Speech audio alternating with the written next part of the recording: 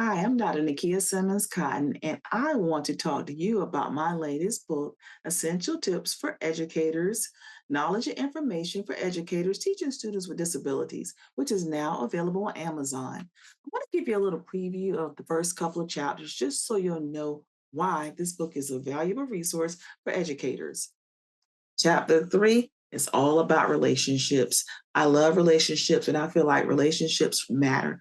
Relationships really matter for teachers and students. And in Chapter 3, I talk about and provide some research based information on the impact of teacher relationships in the classroom.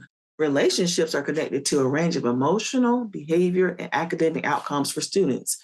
And relationships are not only essential for students, it's also essential for teachers to have relationships with your administrators, with your co-teachers, with your parents, with stakeholders. So that chapter, I'll talk all about how relationships are so important and how relationships can really impact student outcomes, student achievement, and student motivation.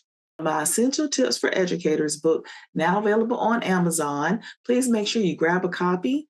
The book is a resource, and I hope that teachers and educators, you guys can have this book on your shelf and pull this book when you have those questions about students with disabilities and how me as an educator, how I can further impact and provide that inclusive environment.